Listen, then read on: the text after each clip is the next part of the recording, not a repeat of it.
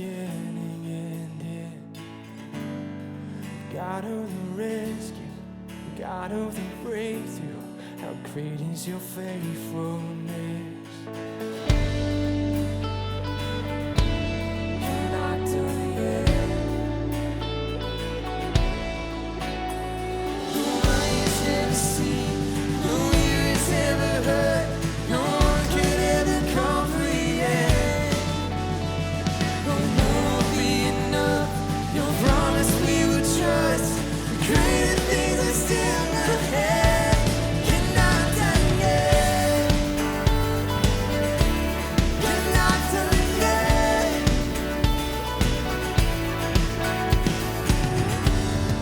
God in my singing, God in my dreaming, you put a song in my soul.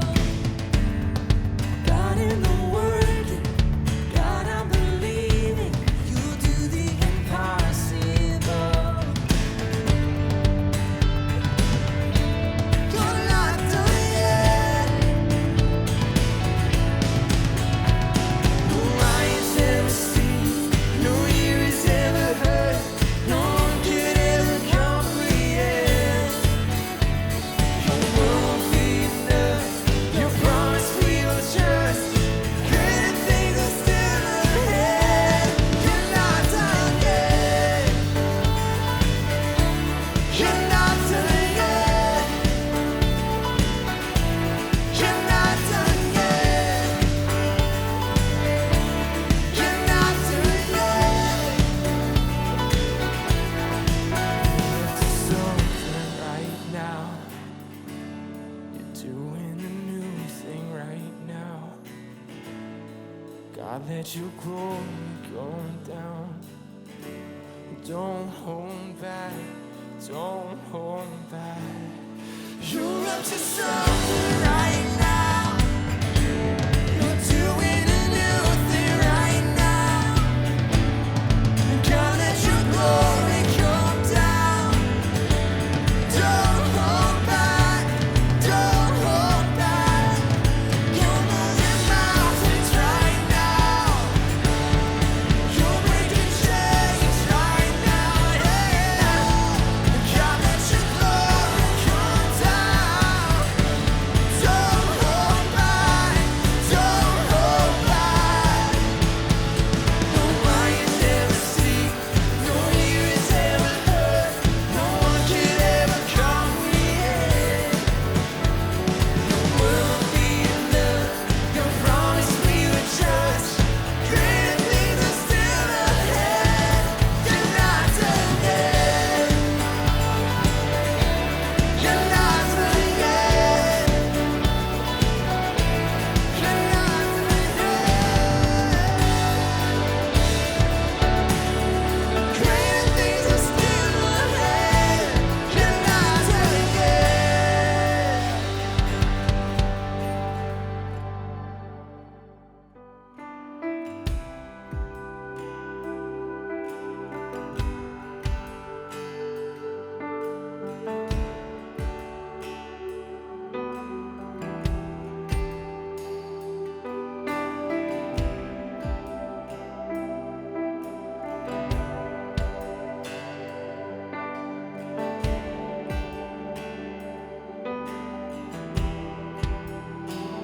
You are here, moving in our midst. I worship you. I worship you. You are here, working in this place. I worship you. I worship you. You are here, moving in our midst. I worship you.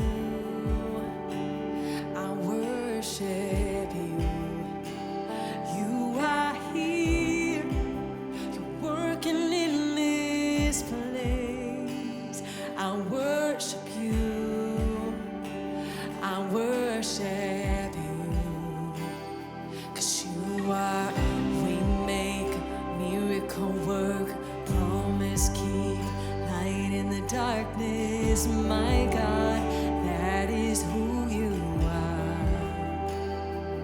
You are waymaker, miracle work, promise keep, light in the darkness, my God, that is who you are.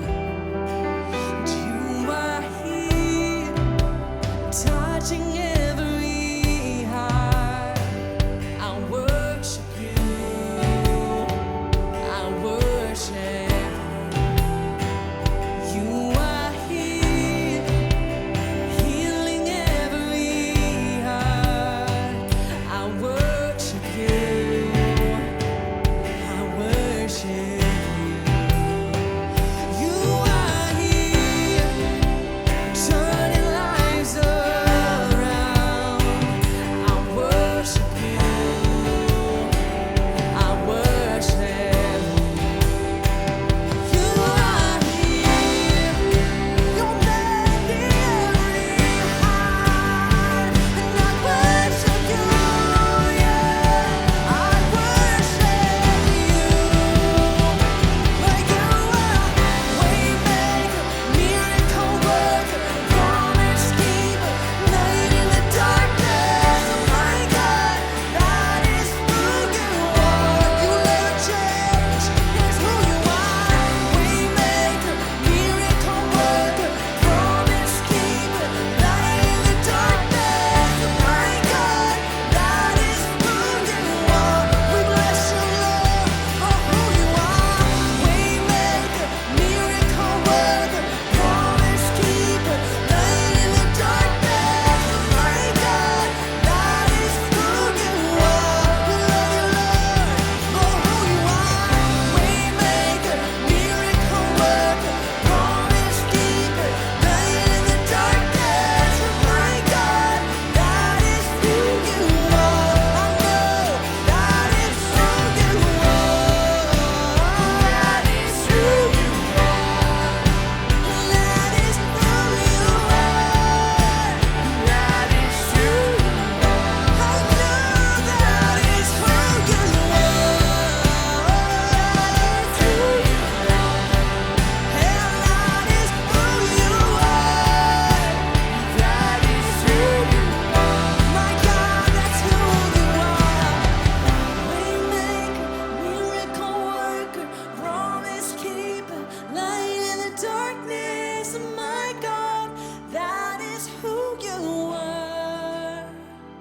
it's who you are. Waymaker, miracle worker, promise keeper, light in the darkness. My God, that is who you are. Even when I don't see it, you're working. Even when I don't feel it, you're working. You never stop working. You never stop working. Even when I don't see it, you're working. Even when I don't feel it, you're working. You never stop working. You never stop, you'll never stop working. 'Cause even when I don't see it, you're working. Even when I don't feel it, you're working. You'll never stop working. You'll never stop working. Even when I don't see it, you're working. Even when I don't feel it, you're working. You'll never stop working. You'll never stop working. Way back.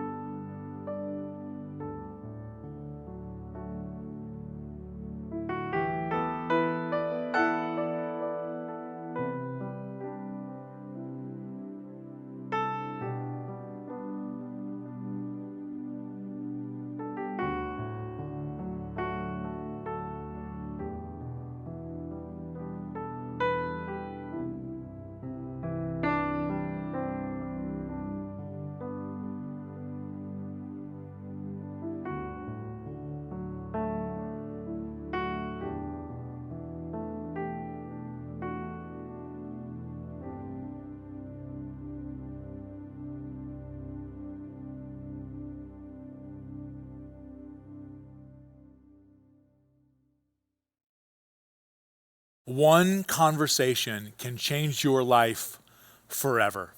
I mean, we really remember our story, our own personal history in seasons. You don't remember every single day, everything that you did. When you look back, you kind of remember periods of time. But all of us can look back at single conversation that were defining moments, conversations that forever altered our lives. I believe that you are in need of a defining moment conversation. I know that I am. And Jesus he is the king of those moments. I mean, it's crazy as we come into this text this weekend and we're starting this series on defining moments that even as a nation, we are in a defining moment. I'm so sad to learn of and watch racism and violent and riots happening in Minneapolis and really across our nation as we react to really injustice. And Jesus reacted to injustice. He had a voice. If you call yourself a Christian and you are a follower of Christ, then we should all have like a reaction or a voice about injustice that we see. And Jesus did not come to bring answers, but Jesus came as the answer to the world. And Jesus is the answer to our defining moments. And one conversation with Jesus can change everything. And a conversation I would have us look at right now, it really kind of falls into this. I mean, Rome's motto was, "Let justice be done though the heavens fall." This was the Empire of Rome's motto. It doesn't matter who has done a crime or what the consequences could be if we bring justice. Rome's kind of the thing that they were after is we can only exist as an empire if we truly love justice. Forget the consequences. Let justice reign. And it's in that environment that Jesus comes face to face in a conversation that's a defining moment with the ruler over all of Israel. He's been appointed by Rome. His name is Pontius Pilate. Pilate was a real person. He was governing in the area of Rome, and we found archaeological evidence that proves that he existed as a real person. John's gospel in John 18, starting in verse 28, records this. And what's crazy is there's an angry mob. There's Jesus, and there's a conversation that happens starting in verse 28 that's a defining moment. It says this: "Before dawn, they took Jesus from his trial before Caiaphas to the Roman governor's palace. Now the Jews refused to go into the Roman governor's residence to avoid ceremonial defilement before eating the Passover meal. So Pilate came outside where he wanted and asked them pointedly, 'Tell me exactly what is the accusation that you bring against this man? What has he done?'" This is a tense weekend annually in the history of Israel. It's the largest festival of the Jewish faith. They're celebrating what God has done in bringing God's people out of Egypt. Many are coming to the city of Jerusalem to be at the temple to worship. Tensions are high. Rebellions are always happening. And so being in charge of this area of the Roman Empire, there's going to be a lot of extra troops. There's going to be extra precautions. And the one who's in charge of governing land is going to be there present to make sure they get through the weekend peacefully. So as they bring Jesus, as these religious leaders are bringing Jesus to Pilate, Pilate is not expecting an exchange. He wants to just deal with this issue and then move on with the weekend. So he asks pointedly, as it says here in the Passion Translation, exactly what has this man done? They answer, "We wouldn't be coming here to hand over this criminal to you if he wasn't guilty of some wrongdoing." So verse 33, Pilate went back inside his palace and summoned Jesus. Looking him over, Pilate asked him, "Are you really the king of the Jews?" This is the first question of a list of questions that is going to happen in this defining moment with Pilate. And for us today, for you, this is probably the question that we come to Jesus with. Are you really the king of this people? Have you descended? Are you the son of the true God? Are you the king of the Jews? What Pilate's actually asking is, what's going on here? And Jesus makes this very personal for Pilate in the same way that he makes this very personal for you. When you encounter a defining moment in a conversation with Jesus, Jesus immediately gets very personal with Pilate and you. What's crazy is in the midst of Jesus's own suffering here, he's got time. I mean, this is hours before Christ knows that he will hang on a cross and die. He is not talking to Pilate as a governor.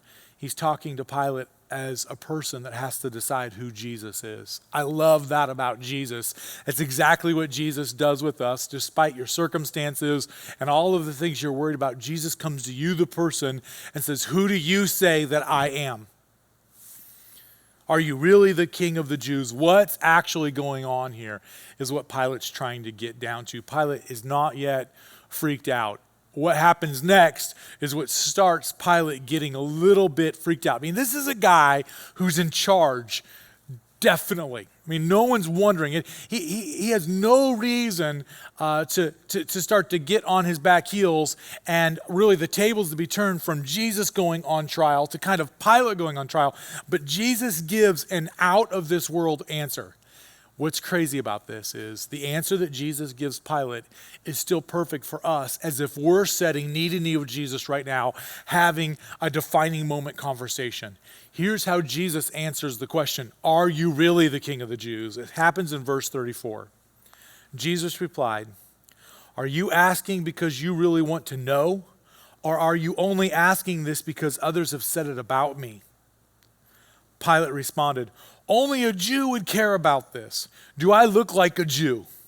It's your own people and your religious leaders that have handed you over to me. So tell me, Jesus, what have you done wrong? Jesus gives an out-of-the-world answer, and his out-of-the-world answer comes right into Pilate's life, and it's going to continue here, but there's a few things that Pilate throws up that we throw up. You know, some of Pilate's reactions to Jesus' answer are, I kind of don't totally have to care who you are, right? He's like, I'm not a Jew. This seems to be your issue with your people. And when you first encounter Jesus and the claims that Jesus makes, that Jesus says he's the Son of God. Jesus says that he came to forgive you of sin and that you have sin in your life and that you need Jesus. And the only way to eternal salvation, to live forever with God in a real heaven, is through him. These are the claims of Jesus. And when we encounter those claims and the person that Jesus is historically and claims to be today, some of our reactions are, hey, I don't care who you are because it doesn't seem to have an impact on my life right now. There's this initial pushback that Pilate gives. Another one of the things that we say is, there's got to be something more to this. What have you done, Jesus? What's the backstory? What's really going on here? What are these other motivations that you probably have in your scenario that made you say all those things 2,000 years ago? What was really going on is what Pilate asked. I mean, Pilate's got spies. He's heard about Jesus and his miracles. And many of the Romans said, this is just superstition. We've got lots of gods. Gods are nothing that's new to us. And they didn't run around going crazy because they heard that 5,000 people were fed on a hill up by the Galilee Sea. This out of the world answer to Pilate met Pilate's worldly skepticism about the things he had heard about Jesus and about what he was really seeing in Jesus in this conversation. And Jesus looked at Pilate and said, the royal power of my kingdom realm doesn't come from this world. If it did, my followers would be fighting to the end to defend me from the Jewish leaders. My kingdom realm authority is not from this realm. Jesus gives an out-of-the-world answer to Pilate, and Pilate wasn't fully ready for that. So Pilate hears what he says, and he responds, so then you are a king. So then you are a king.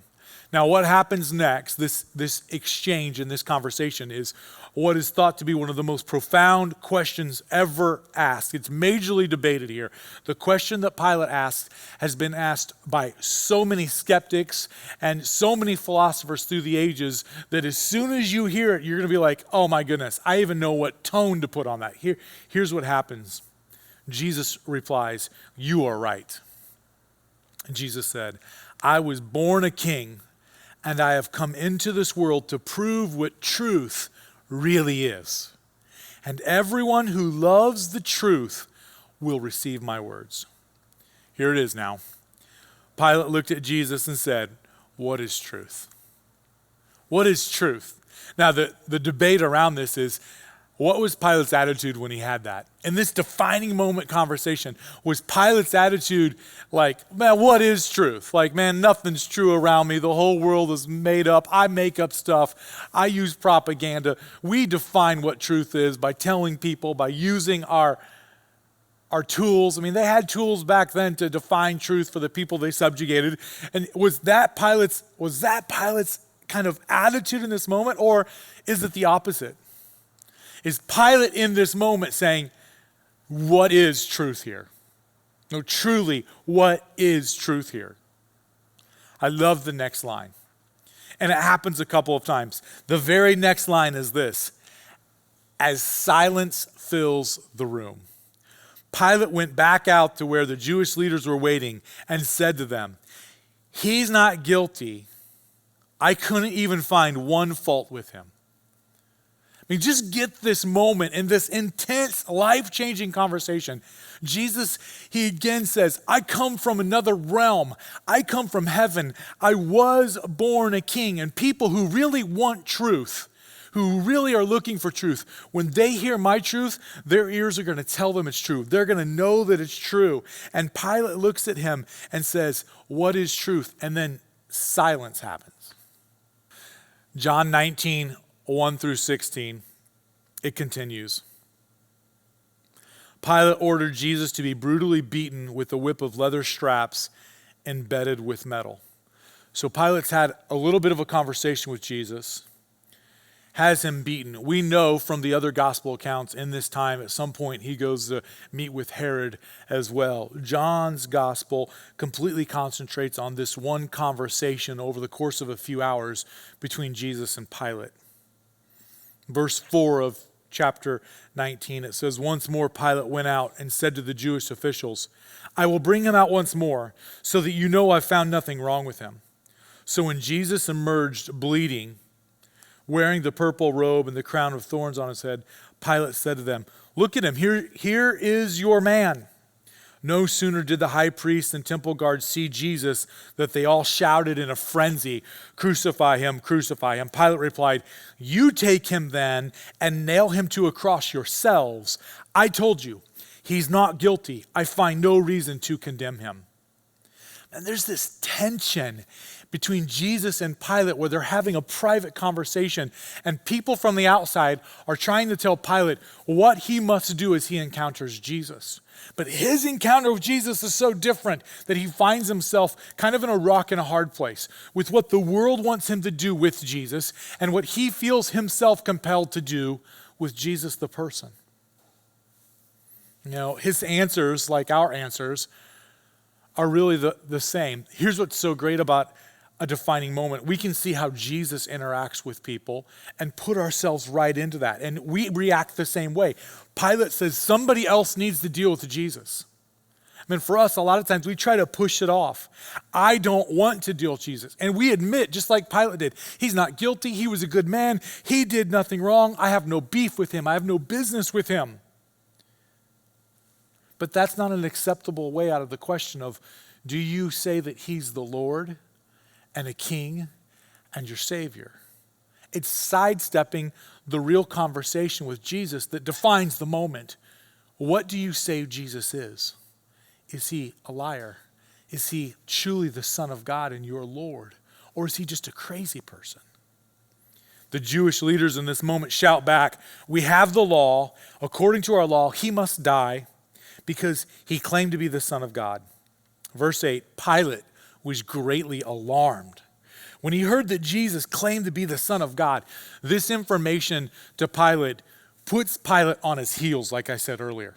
This is where we see the tables start to turn, and we see a lot of pressure put on Pilate. We know from Matthew's gospel that Pilate's wife had sent him a message warning him to stay clear of Jesus and even indicating that she had encountered Jesus in dreams. So Pilate is now starting to understand that something bigger is going on here. Something awesome is happening here. Verse 9, he took Jesus back inside and said to him, "Where have you come from?" But once again, silence filled the room. Perplexed, Pilate said, "Are you going to play deaf? Don't you know that I have the power to grant your freedom or nail you to a tree?" Now, there's a spiritual principle at work here. When God gives us truth and revelation, and we don't acknowledge that truth and that revelation, he falls silent. For many of us, we've gone to God and we've sought, where are you at in my trial? What's going on? And we've tried to shake the tree and really shake God and say, give me answers. I want to know who you are. And God reveals his truth to us. God shows us who he is through his son, Jesus. And when we don't accept that and we come back to God again and say, I want answers, God goes silent. Because the answers he's already given us, we've not listened to. Jesus has already answered Pilate about who he was and where he came from and his innocence. And Pilate doesn't want to deal with that. And so when Pilate asks Jesus for more answers, Jesus just sits silent. Verse 11, Jesus finally answers, "You would have no power over me at all unless it was given to you from above. This is why the one who betrayed me is guilty of an even greater sin." Jesus is answering this accusation to Pilate, saying, don't you understand that I've got power? Jesus comes back with, you need to understand where real power comes from. And it's not in this room. It's not with the powers that man has given you, Pilate, or you as you listen today in 2020. Jesus says real power comes from above.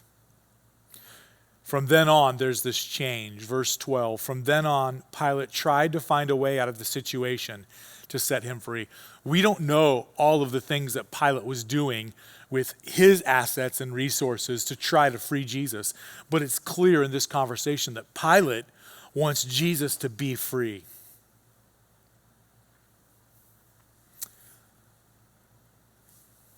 The Jewish authorities shouted him down. If you let this man go, you're no friend of Caesar. Anyone who declares himself a king is an enemy of the emperor. So when Pilate heard this threat, see, that's a threat to Pilate and his rule over this empire, over this part of the Roman Empire. He relented and he had Jesus, who was torn and bleeding, brought outside. Then he went up the elevated stone platform and took his seat on the judgment bench, which in Aramaic is called Gabbatha, or the bench. It was now almost noon, and it was the same day they were preparing to slay the Passover lambs. Then Pilate said to the Jewish officials, "Look, here is your king." But they screamed out, take him away, and crucify him." Pilate replied, "Shall I nail your king to a cross?" The high priest replied, "We have no other king but Caesar." Then Pilate handed Jesus over to them. So the soldiers seized him and took him away to be crucified. There's so much happening in this incredible account of this exchange between Pilate and Jesus. The big question for Pilate is, what will Pilate do with Jesus?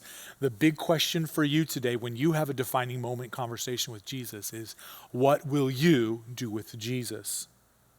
One conversation can change a life forever. I believe that the conversation that happened between Pilate and Jesus was a personal one. A lot of the art that we have depicts a ton of people, and they're ushered from these private moments of conversation to a public spotlight. They go into an inner room and there's a conversation between the two of them. Maybe there's a guard or two, but it's a smaller, more intimate conversation. And then they go out to the pressures, right? The world kind of moving in on Pilate. And all of these things that he's trying to balance. He's not guilty, he says. 3 different times he declares to the world, this man's not guilty. See, the problem with that is it's a far stretch from he's my Lord. See, there's something going on between Pilate and Jesus, not just Pilate and him trying to keep his job, him trying to do what's right by Rome. I mean, Pilate's trying to juggle all these things, and Jesus keeps bringing it back to just Pilate. I mean, in fact, Jesus has cared enough that there's been some interaction between Pilate's wife and Jesus, even in her dreams. Pilate is trying to find some loophole out of the decision. And I ask the question today, is there a moment in your life where you've had a face-to-face conversation with Jesus, but you found a loophole out of it? Or you found a way to say, he's not guilty, he's a good man, I like his teachings, but that's a far step from you saying, he is my Lord. Pilate's trying to appease the crowd by just having Jesus beat. Have you tried to maybe appease some other people and not really answer the question of what are you going to do with Jesus? It's a little bit eerie, but it happens 2 times in the text in this conversation where it says silence filled the room. When you hear that question today, what will you do with Jesus when he's clearly told you who he is? And the only way to get to the Father and have eternal life is through him. And silence starts to feel even this moment right now. Pilate ultimately in this snapshot gave in. We don't know historically what Pilate and his wife later decided concerning Jesus. But I know that one conversation can change a life forever. If you've been giving some of the same excuses that Pilate gave, trying to get out of really coming face to face with Jesus and deciding if he is indeed your Lord or not, then just sit in the silence for a moment today. You can look the historical Christ and his claims right into the eye, and you can let one conversation change your life forever. We would love to meet with you and help guide you, usher you, be a friend, walk with you through that conversation with Jesus. If there's any way that we can do that, please let us. We're taking appointments. Even this week, we can meet face-to-face with you. You can make an appointment to speak and talk with a pastor if you go to our website, Generation CC online. Right now, during this season, quite frankly, we're just trying to keep the main thing, and to be the church. Our nation is crying out for answers. And Jesus himself is the answer. And a conversation with him could change your life in awesome ways forever. So sit in the silence. And then make an appointment to talk with one of us this week, because we'd love to. This is your time. And even when I don't see it, you're working. Even when I don't feel it, you're working. You never stop working. You never stop working. Even when I don't see it, you're working. Even when I don't feel it, you're working. You never stop working. You never